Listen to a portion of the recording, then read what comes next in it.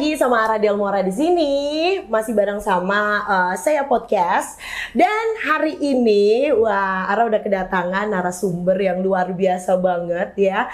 Kembali kalau ngomongin tentang narasumber yang ada di saya podcast, beliau ini adalah tokoh-tokoh ya, atau juga narasumber yang banyak menginspirasi warga masyarakat yang ada di Cirebon dan sekitarnya ya.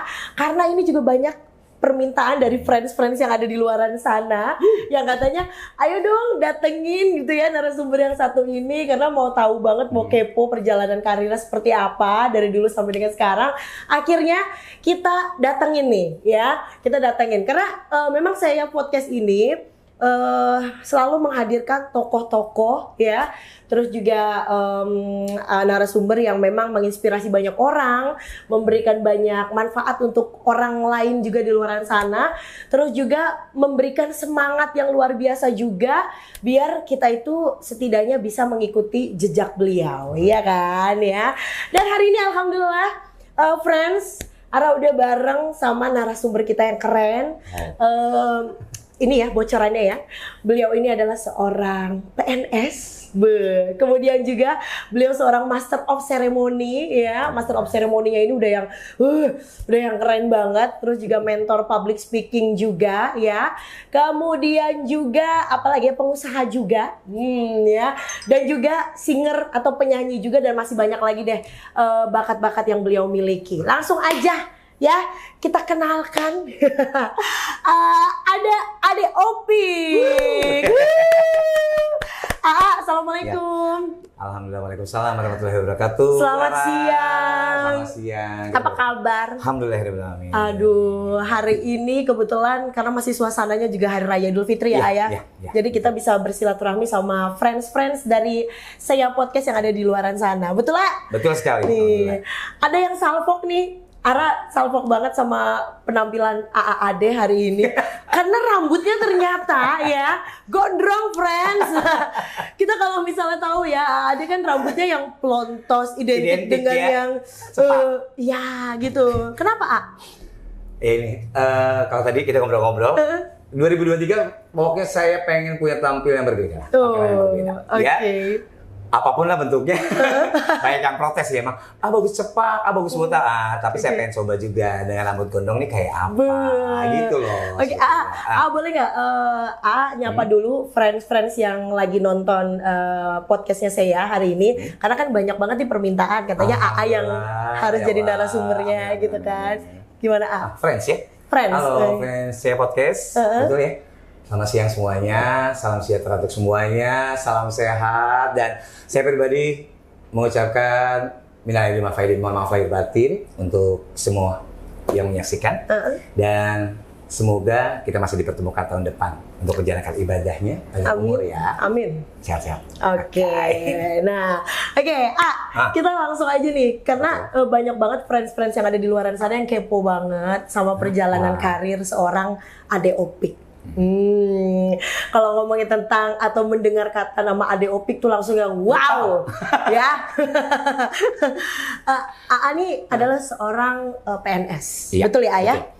Kemudian yang punya side jobnya itu ternyata bertentangan banget nih sama yang memang pekerjaan yang saat ini sedang dijalani gitu ya. Karena beliau ini kan saya jawab seorang Master of Ceremony, kemudian pengusaha juga ya, kemudian juga apalagi singer juga, pencipta lagu juga, mentor juga gitu kan ya. Aduh subhanallah. Iya, boleh diceritain nggak sih karirnya karirnya tuh seperti apa, awal mulanya menjadi PNS, kemudian tiba-tiba menjadi seorang MC.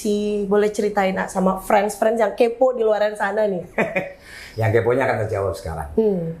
Sebelum jadi seorang PNS, sebelum jadi seorang Master of Ceremony, memang saya berawal dari seorang singer lebih dahulu. Okay. Sejak kecil saya sudah ikutin banyak festival, dan alhamdulillahirrahmanirrahim keluarga mendukung luar biasa. Jadi pembelajarannya itu bukan, justru saya tidak mencari coach dulu, tapi dari keluarga, dari papi, dari kakak-kakak semuanya, untuk mengajari nyanyi seperti apa, lebih ke otodidak sih, awalnya.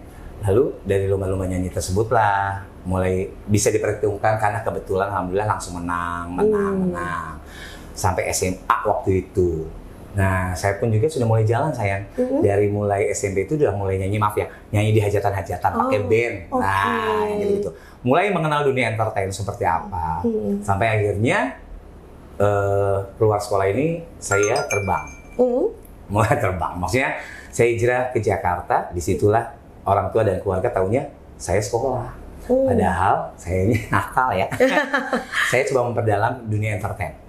Jakarta itu kan sebagai acuan ya, sebagai kita untuk melihat seperti apa. Disitulah saya memperdalam dunia nyanyi saya, dan pada saat saya pulang ke Cirebon pada saat itu, saya salah satu entertainer atau penyanyi laki-laki yang udah bisa langsung ngomong sebelum. Maksudnya bisa langsung ngomong gini. Pada saat saya membawakan lagu itu, saya ngomong dulu lagu ini ceritanya apa. Selesai satu lagu itu, disitulah kok ada ya gitu penyanyi cowok yang begini. Nah akhirnya kamu MC ya? Bukan, kayak gitu. Saya bukan MC, saya penyanyi. Tapi ya maaf, karena mungkin melihat di Jakarta itu seperti itu. Cara seorang entertainer mengentertain di atas panggung. Nah pada saat ada yang menyampaikan MC di situ juga saya tidak mau. Kalau saya akhirnya ketinggalan dengan apa yang mereka ketahui, akhirnya saya belajarlah untuk public speaker. Nah waktu itu saya perdalam, ternyata di dalamnya itu kok MC atau public speaker ini lebih menjanjikan, lebih menjanjikan. Akhirnya baliklah ke Cirebon.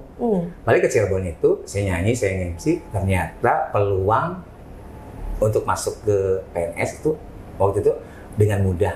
Akhirnya saya mau untuk bergabung di ASN atau PNS, dan alhamdulillahirobbilalamin diterimalah. Maksudnya bergabung dengan PNS ya, tetap ya namanya PNS kan semua pasti tahu ada masa baktinya terlebih dahulu. Di situ saya memperkenalkan, artinya saya hanya dengan pendidikan yang waktu itu masih SMA, ya saya keluarkan kalau saya bisa nyanyi, saya bisa ngomong, MC dan yang lainnya. Dan dukungan luar biasa dari Kota Cirebon, Pemda Kota Cirebon itu memberikan peluang mudah untuk seorang adik Opik. Wow, Jadi didukung luar biasa. Luar biasa. Kalau boleh tahu berarti perjalanan karirnya dari tahun berapa sampai saat ini udah sejauh mana dan seberapa lama sih ya? Ini akan ngebuka iya dong. Saya dong ya. Nggak apa-apa dong, karena emang senior banget nih, seniornya MC banget ya. Legend dong ya. Saya dari usia kelas 2 SD, saya sudah ikutan lomba dan bina vokalia. Waktu itu kelas 3, kelas 4 itu sudah mulai lomba-lomba nyanyi. Dan terjun profesionalnya nyanyi itu SMA kelas 2. Lalu keluar dari SMA itulah, nah lebih profesional untuk, artinya maaf, bukan materialistis ya, tapi sudah mulai dapat cuan. Nah ini yang jadi acuannya, menjadi acuannya karena apa? Profesional itu seperti apa? Selesai dibayar, berarti saya harus juga memberikan servis baik. Nah, acuannya itu setelah keluar sekolah itulah mulai saya harus bisa membenahi diri, harus bisa baik, harus bisa memberikan servis, dan harus berpenampilan. Seperti apa? Dibayar tuh harus kayak apa? Nah, seperti itu. Ya. Jadi udah dari tahun berapa ya? Jadi udah berapa panjangnya perjalanan karir AA-nya? Ada 20 tahun lebih? Iya. Wih, keren banget. Lebih dari 20 tahun. Masuk Pemda aja tahun 99. Masuk Pemda tahun 99, sebelumnya saya sudah nyanyi kan. Nah, kalau dihitung sampai sekarang berarti silakan. Anda menghitung. Pakai kalkulator ya. Ini kan dua bidang yang berbeda. Ada kendala nggak sih antara pekerjaan di PNS tersebut sama side job AA yang sebagai entertainer gitu ya? Kendalanya kalau saya sudah terima job. Kendalanya saya terima job seperti sekarang ya. Setelah Lebaran kan tahu sendiri ya, raya begitu padatnya. Padat banget. Sementara tanggung jawab kantor juga maaf nggak boleh bolos dan yang lainnya sidak betul. Ya PNS sidak ya gitu ya. Nah itu dia. Saya agak-agak nggak takut sih maksudnya. Tapi saya harus bisa membatasi kapan saya bekerja, kapan juga saya bisa memberikan peluang untuk side job saya. Nah, jadwalnya oke, saya terima, tapi saya harus berbagi. Artinya pagi saya ke kantor dulu. Pada saat saya memang bisa kejar selama di wilayah dalam kota Cirebon, saya setelah absen saya terbang. Dan di sini mohon maaf perlu diketahui, saya nggak pernah berbohong. Saya pasti akan bilang sama pimpinan saya, Pak, saya besok MC. Jadi sejak saya masuk Pemda, saya nggak pernah berbohong saya sakit, saya keperluan keluarga nggak pernah, saya nggak mau. Karena saya mau semuanya berjalan baik. Betul. Karena pada saat terima apa tidak terima masalah saya seperti ini, saya tetap melakukan, saya tetap jalan. Dan akhirnya otomatis dong pimpinan juga selagi positif, tidak ada yang melarang. Oh, mangga, silakan. Itu balik lagi juga pada saat waktu itu ada seorang pimpinan, pada saat kamu dapat rezeki juga, kamu bagi-bagi kok sama teman-teman kamu. Nah ini yang akhirnya, alhamdulillah doa mereka yang akhirnya selalu mendukung ya akhirnya jobnya sampai sekarang. Lancar, banyak. Yang penting intinya bisa bagi waktu ya Ayah. Bisa bagi waktu. Bisa bagi waktu, bisa dekat dengan teamwork ya, tim kerja di kantor. Lalu jangan pelit deh. Gitu. Jangan pelit ya. Jadi biasanya kalau misalnya tim kerja kita udah tahu set job kita, ya, itu juga nanti jadi jalannya tuh mudah ya Ayah. Mereka dukung malah, Kok nggak MC? Kan saya pengen makan siang. Kan aku belum dikirim Padang nih, gitu kan ya. Oke. Jadi selama ini memang tuh sangat cinta banget nih sama dunia public speaking juga ya, sehingga dipercaya juga Adeopik ini sebagai salah satu mentor dari Jakarta Kota Cirebon. Ya, saat itu ketika ditunjuk jadi oke deh, lu mentorin anak-anak Jakarta gitu yang ada di Kota Cirebon. Perasaannya seperti apa dan kira-kira boleh di-share selama pengalaman menjadi mentornya Jakarta nanti gimana? Ini salah satunya ada muridnya nih mungkin yang bandel di sana. Enggak ya? Salah satu finalisnya ya. Gimana tuh? Satu kebanggaan, sebuah kepercayaan yang diemban public speaker loh ya. Public speaker itu larinya lebih ke kepribadian. Karena apa? Di situ saya mengenal satu persatu.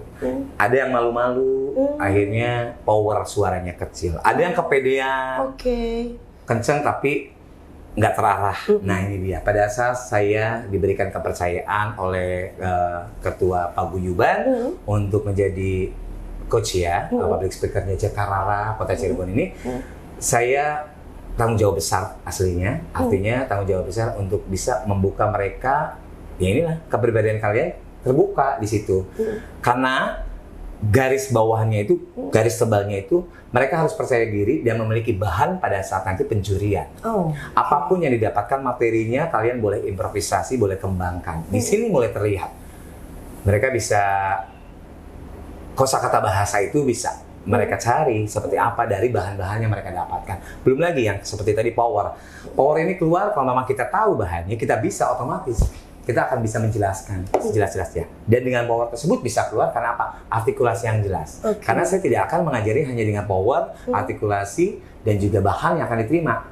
Kalian juga harus bisa menaklukkan mikrofon. Nah ini dia. Profesional memegang mikrofon, profesional untuk seperti apa, mengecek suara kita sejauh mana ini. Saya kembangkan atau mungkin saya waktu itu ya, saya kupas tuntas. Cara berdiri seperti apa. Nah di situ. Mangga, kalau memang kalian bisa, besok lusa bukan buat saya.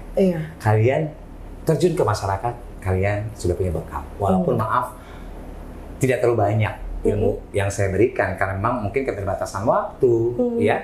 Lalu saya sendiri juga kan, maaf, juga dengan kegiatan saya, ini saya tidak terlalu banyak juga. Tapi insya Allah saya berharap ilmu sedikit yang saya berikan kepada mereka bisa manfaat akhirnya untuk selanjutnya. Luar biasa. Sampai sekarang juga kan terus insya Allah selama Ketua Paguyuban saya dan dipercaya oleh rekan-rekan. Maaf ya, ini bukan hanya Jakarta tapi juga Nokhatsung. Nokhatsung juga beberapa finalis yang akan diberangkatkan ke Jabar itu alhamdulillah mempercayakan, Adik, ayo. Alhamdulillah. Itu adalah salah satu tugas yang harus diemban dengan baik ya Ayah. Amanah banget ya, ini amanah banget. Karena ya itu baik buruknya kalau saya ngajarin jelek, ya nanti hasilnya juga seperti apa ya. Nah ini dia, makanya di luaran banyak Adeopik galak. Nah, maksudnya galak ya itu bukan buat saya toh, baik buruknya buat kamu nanti di lapangan, di masyarakat sebetulnya itu. Di kantor pun sama saya, karena ya ini dia, kalau tadi saya masuk lagi ke membagi waktu dan seperti apa sih bisa dijadikan satu. Saya entertain yang perlu disiplin di luaran, ternyata PNS juga kan harus disiplin. Betul. Jadi, akhirnya di kantor itu saya coba mengentertain saat pelayanan masyarakat dan yang lainnya. Tapi di luaran itu saya mendisiplinkan teman-teman tim kerja saya seperti di PNS. Ya, nah ini dia. Mata rantai yang sangat sekali berkaitan dekat sebetulnya. Karena saya PNS, berarti kan saya harus bangun pagi. Harus absen. Nah, kalau misalkan sama teman-teman vendor-vendor juga, Ya lu kalaupun juga show-nya jam 10 ya tetap jam 7 harus sudah ready. Betul. Itu entertainnya. Di kantor ada bapak-bapak pelayanan marah.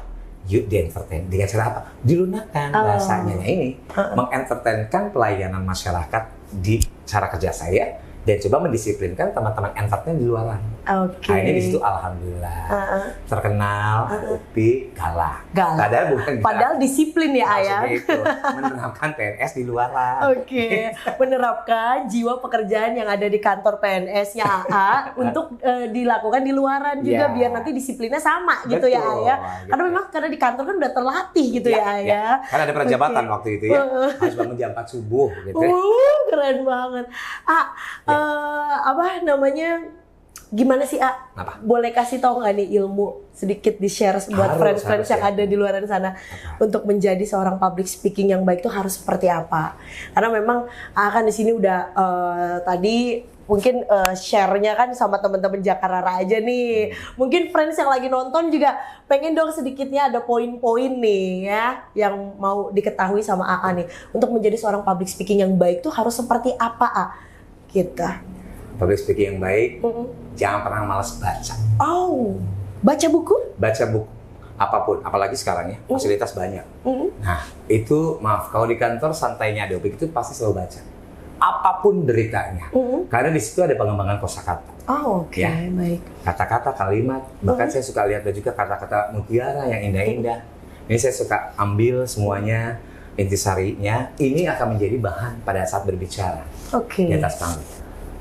Bukan hanya itu, pada saat saya datang ke satu acara, betul mereka tahu saya MC. Tapi pada saat, Mas MC nggak datang, bisa MC nggak? Nah, seorang MC profesional pun juga seorang public speaker profesional apapun, ya pada saat itu dapat amanat seperti itu, yuk acaranya apa? Ini bisa langsung dikembangkan karena apa? Balik lagi, kalau baca itu kan banyak juga kita pengetahuan, ya, gatheringnya atau ternyata syukuran doang ya, nah syukuran itu kayak apa? Nah di situ, ini yang akhirnya jadi bekal.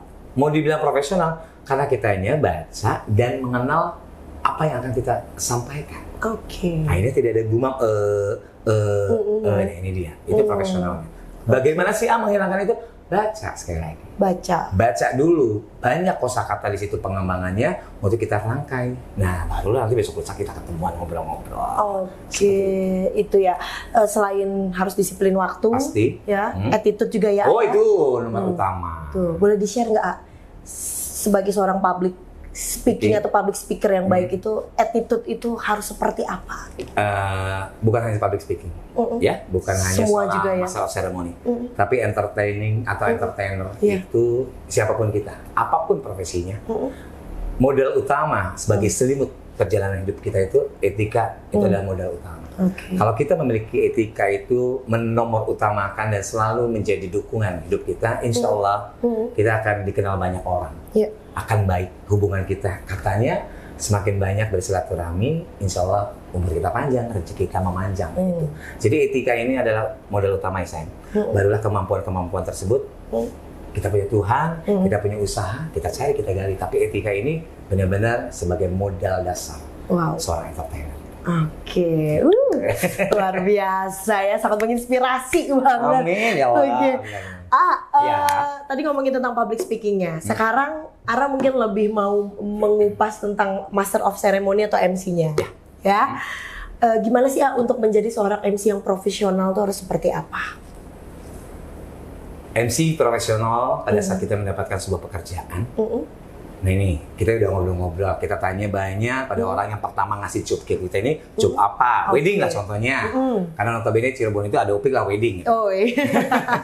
Pada saat wedding, kita tanya kapan, tanggal, jam berapa, di mana, ya. Lalu disitulah mulai kita terbesit. Kalau misalkan akad nikah jam 8, berarti kita datang di jam maksimal di jam 7. Ya. Karena apa? Kita akan cari tahu medan, sound system ataupun juga media apa yang kita gunakan dapatkan.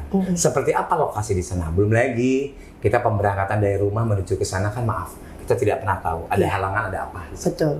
1 jam itu adalah waktu yang sangat mepet untuk kita berada di satu venue atau acara. Itu yang utama. Belum lagi seperti tadi kita tahu jobnya apa, gathering, wedding, atau mungkin pertemuan dan yang lainnya.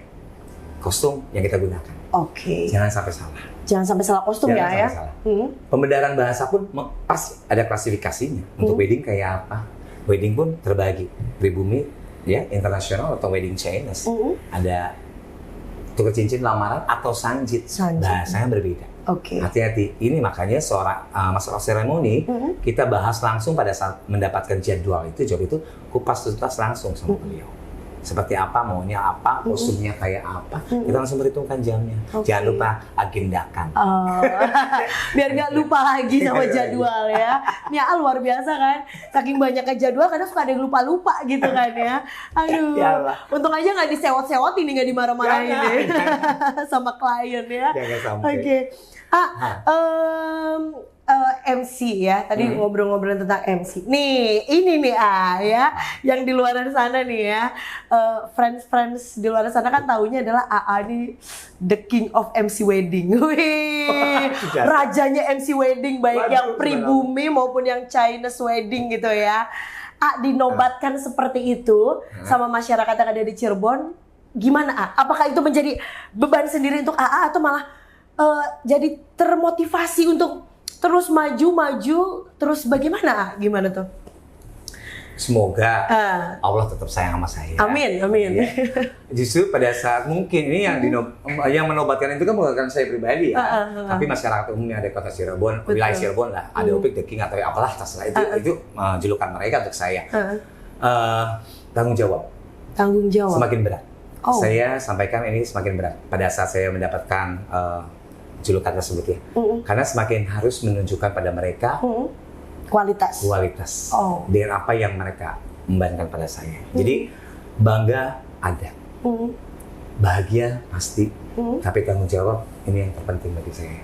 Justru pada saat mereka menyampaikan itu, sejauh mana tanggung jawab saya untuk bisa menjadi. Karena mempertahankan kan jauh lebih berat. Betul. Dibanding membangun. Ya, kalau membangun kita belajar, cari guru. Tapi kalau sudah mempertahankan, kalau kitanya maaf, tidak punya tanggung jawab, disiplin dan semakin takut sama Tuhan, nah ini akan menjadi besar kepala. Nah itu jadi tanggung jawab nomor 1.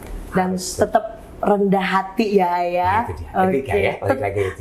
Kalau kata AA tuh biasanya tetap membumi, benar nggak ya?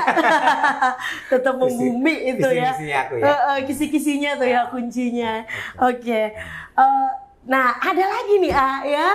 Ini gosip atau dijawab ya. Gosip atau fakta? Udah kayak di acara apa ya.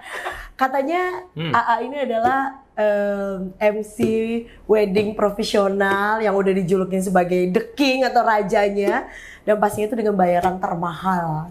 Untuk MC wedding ini nih, kalau dinobatkan seperti itu, kalau tadi kan dinobatkan sebagai the king-nya nih ya, sebagai si rajanya nih, terus ada lagi nih katanya ya, itu gosip atau fakta? Katanya dibayar dengan bayaran termahal dibanding sama MC wedding di luaran sana yang lainnya gitu lah. Alhamdulillah ya. Kalau termahal alhamdulillah.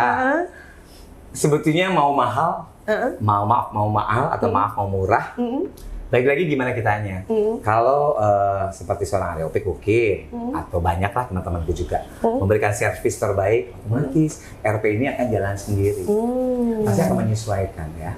Oh iya ya, Ara kostumnya oke, datangnya pun 1 jam sebelumnya udah datang, CR-nya mau datang, pada saat meetingnya mau datang, dan saat menguasai ujung-ujungnya maaf, saya selalu bilang, hari ini kamu dibayar sama Bapak Hajat, besok lusa kamu akan dibayar oleh penonton. Betul. Itulah yang akan membuat kita akhirnya rate kita akan naik. Karena apa? Mereka otomatis akan bertanya, bayar Ara berapa ya? Kok profesional banget? Sama pada dasarnya pada saat bayar Areopik berapa ya? Kok oke banget, nah seperti itu. Jadi kalau dibilang mahal atau murah, maaf.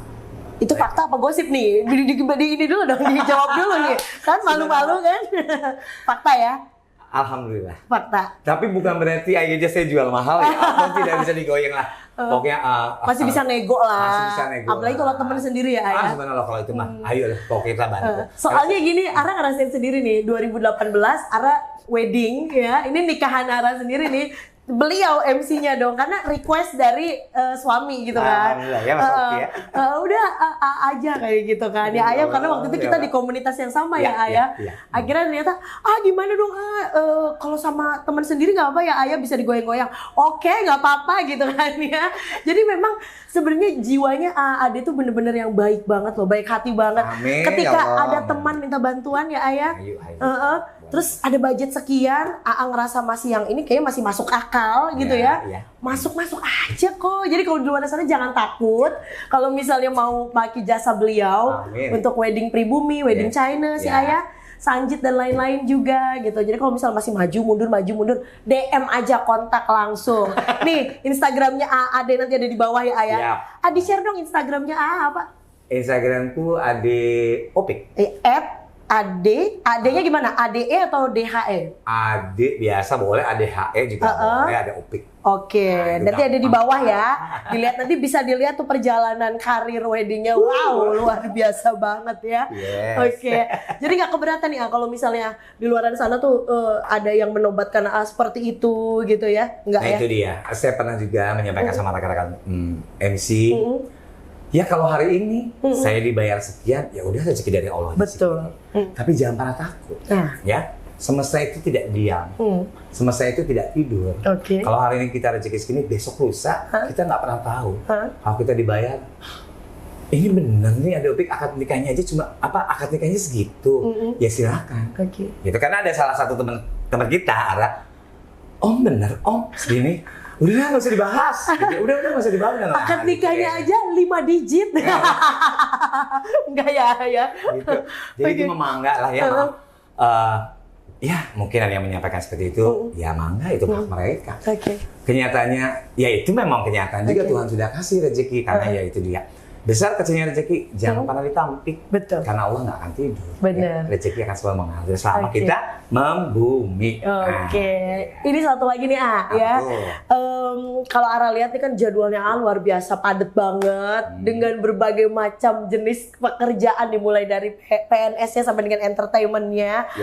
Tapi tuh tetap gitu loh. Kadang gue nggak mau ada yang ngedampingin gue nggak mau punya asisten. Padahal seorang Ade Opik ini kalau menurut Ara pribadi gitu ya, friends ya, udah layak banget lah gitu. Udah bukan layak banget tapi harus punya, dan kayaknya tuh harus ada gitu loh Tapi kenapa tuh nggak mau gitu loh? Apa sih yang buat belum tergoyahkan hatinya gitu? Apa karena mungkin ini salah satu cara untuk gue mendisiplinkan diri gue atau gimana? Nah ini dia. Nah, dengerin ya. Kok ada Opik nggak mau punya asisten sih? Iya, kenapa? Ya, kan yang lainnya sudah. Saya selalu menyampaikan sama teman-teman MC. Makanya kalau mau job Sabtu, Minggu, ya dari hari Senin, Selasa, Rabu udah disiapin dong. Kostumnya. Kita gantung, andaikan ada tempat, kita gantungin di tempat-tempat tersebut. Langsung tulis, ini untuk Sabtu pagi yang jam segini, ini Sabtu yang jam 5. Ini untuk Minggu pagi, ini untuk mikrofonnya. Kebetulan alhamdulillah saya bawa pribadi kan mikrofonnya. Sepatu yang akan kita pakai sudah semuanya ready. Perlukah asisten? Tidak perlu. Berangkatnya pula akad nikah jam 8, saya berangkat dari rumah jam 6:30. Ya otomatis semuanya nggak terlambat. Apa perlu juga asistennya itu? Itu sebetulnya bukan pelit atau belum butuh. Saya pasti butuh untuk hal-hal tersebut. Karena apa? Saya nanti akan makan, akan minum dan yang lain ya. Tapi kebetulan saya bangun pagi dan saya sudah menyiapkan semuanya. Selagi saya mampu, kaki saya masih mampu berjalan mencari, ya sudah, saya cari sendiri. Terkecuali seperti besok saya harus berangkat ke Bandung. Besok lusa saya harus berangkat ke Palangkaraya, Bengkulu, show. Nah ini saya pasti membawa 2 asisten karena pesawat, kereta dan yang lainnya ini saya butuh asisten. Itu Palangkaraya itu wedding juga? Wedding juga. Luar biasa. Udah bukan Cirebon, Jawa Barat aja sampai udah lintas luar Pulau Jawa ya Ayah.